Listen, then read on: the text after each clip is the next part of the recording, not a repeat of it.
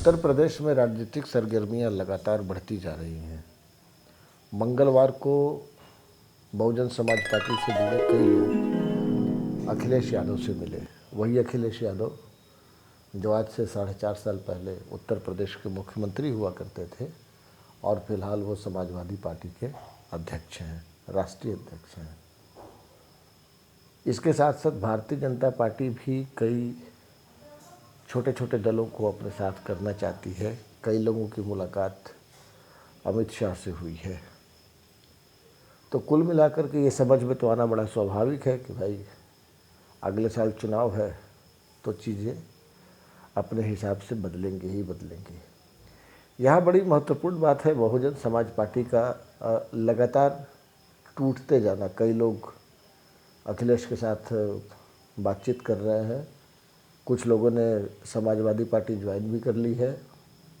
और कितना बड़ा फ़र्क आया है। मायावती एक ज़माने में जब राजनीति करती थी तो आईएएस और आईपीएस कैडर के लोग उनके जूते और चप्पल साफ़ किया करते थे।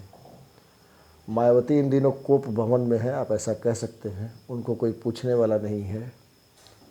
सतीश चंद्र मिश्रा सुप्रीम कोर्ट के बहुत सीनियर वकील हैं, लाखों की फीस लेते हैं ऐसा कहा जाता है। और बहुजन समाज पार्टी में एक रुतबा उनका हुआ करता था। धीरे धीरे ये सारी चीज़ें खत्म हो रही हैं।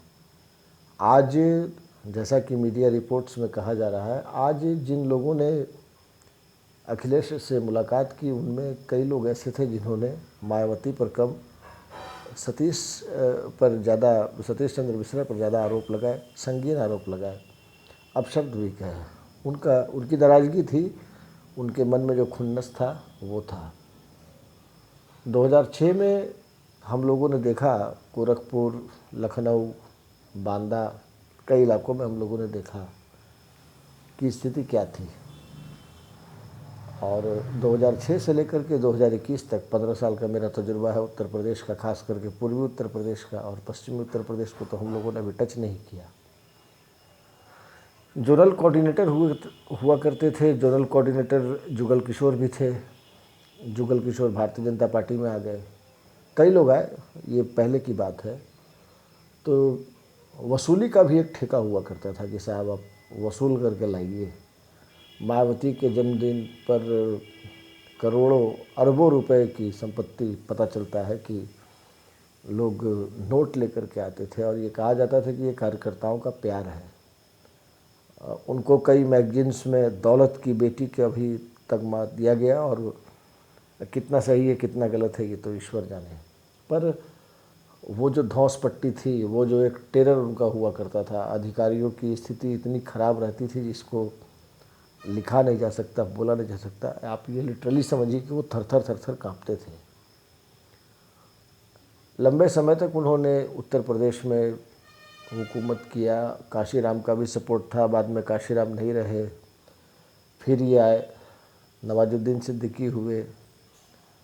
और माफ़ कीजिएगा, नवाजुद्दीन सिद्दीकी नहीं, नसीमुद्दीन सिद्दीकी, सॉरी। नवाजुद्दीन सिद्दीकी तो अभिनेता हैं। आजम खान उन पर हमलावर रहते थे और कई तरह की चीज़ें चलती रहीं। योगी आदित्यनाथ से भी उनकी ट्यूनिंग कभी अच्छी नहीं रही। हालांकि योगी आदित्यनाथ 4.5 साल से मुख्यमंत्री हैं, उसके पहले वो सांसद ही हुआ करते थे।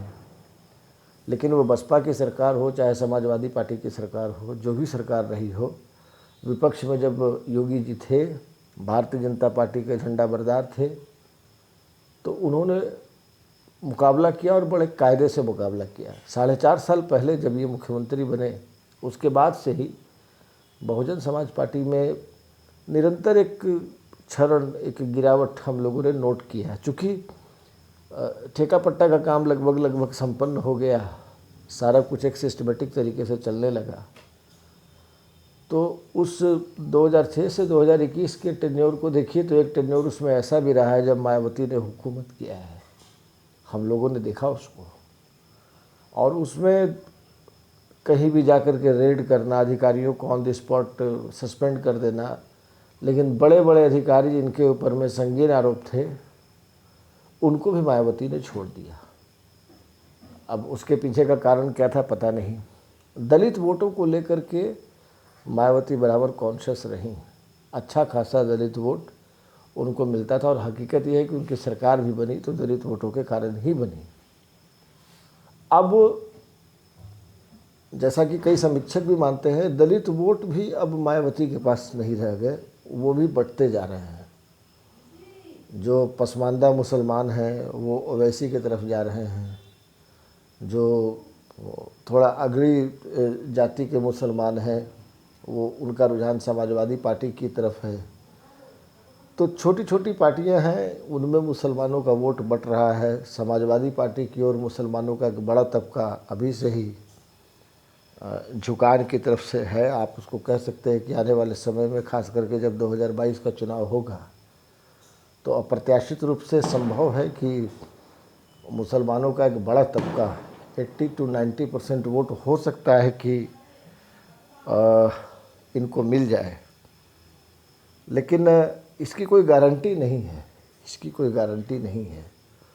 लेकिन तैयारी वही चल रही है। अखिलेश यादव अभी मीडिया में नहीं दिख रहे हैं, बाहर भी नहीं निकल रहे हैं, तो ये बताया जा रहा है कि हो ना हो वो लंबी प्लानिंग कर रहे हैं। कुछ सूत्र बताते भी हैं कि उन्होंने आजम खान को अपने लिस्ट से बाहर कर दिया है। जो भी विवादित लोग हैं उनके प्रति कोई रुझान नहीं रख रहे हैं, किसी किस्म का संबंध नहीं रखना चाह रहे हैं अखिलेश यादव, ऐसा माना जा रहा है। और इस तरह के संकेत भी दिए जा रहे हैं कि जो विवादित लोग हैं उन विवादित लोगों से समाजवादी पार्टी का कोई कनेक्शन नहीं है। नए चेहरे, चूँकि अखिलेश खुद नौजवान हैं तो नए चेहरों को वो तवज्जो दे रहे हैं।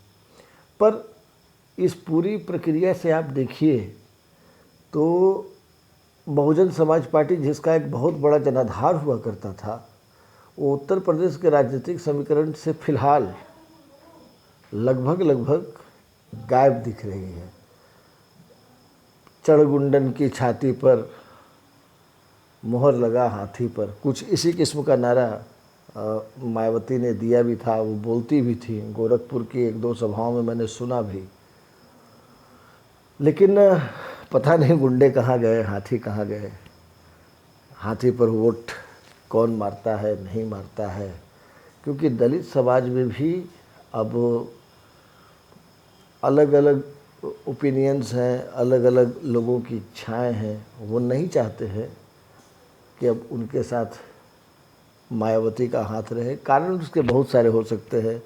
कई लोगों की जो राजनीतिक महत्वाकांक्षाएं होती हैं वो पूरी नहीं हो पाई, कई लोगों को ज़्यादा मिल गया उसको लेकर के नाराज़गी रही, कई लोगों को कुछ नहीं मिला उसको लेकर के नाराज़गी रही। और फिर मायावती तो अपने भतीजे को आगे बढ़ा रही हैं। बाकी तो पार्टी में उन्होंने कोई सेकंड कैडर, थर्ड कैडर का लीडरशिप तो कुछ बनाया नहीं। वो पहली और आखिरी वही होती हैं। दिल्ली में जो मकान उनका है वो भी लगातार चर्चा में रहा और बड़ा विवादित हो गया। वो कहा गया कि भाई ये करोड़ों अरबों रुपए की संपत्ति है और इसको मायावती ने अपनी जागीर समझ रखी है, अपने नाम पे बना लिया है। किसी ने कहा कि ये बसपा का मुख्यालय है, किसी ने कहा मायावती का अपना घर है। जैसा भी है वो बड़ा शानदार।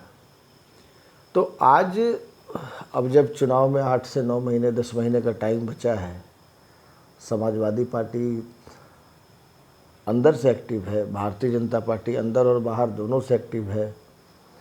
ऐसी स्थिति में बहुजन समाज पार्टी का चर्चा से बाहर रहना बहुत ख़राब संकेत है। कांग्रेस भी चर्चा में नहीं है, तो कांग्रेस का तो हम लोगों को पता है, कांग्रेस अपनी स्थिति को प्राप्त हो गई है और कांग्रेसियों को भी पता है कि कुछ होना जाना है नहीं। तो इन चीज़ों को लेकर के बहुत सारी बातें हैं। आने वाले वीडियो में हम लोग खुलासा करने का प्रयास करेंगे कि बहुजन समाजवादी पार्टी आखिर क्या कर रही है, उसका इरादा क्या है।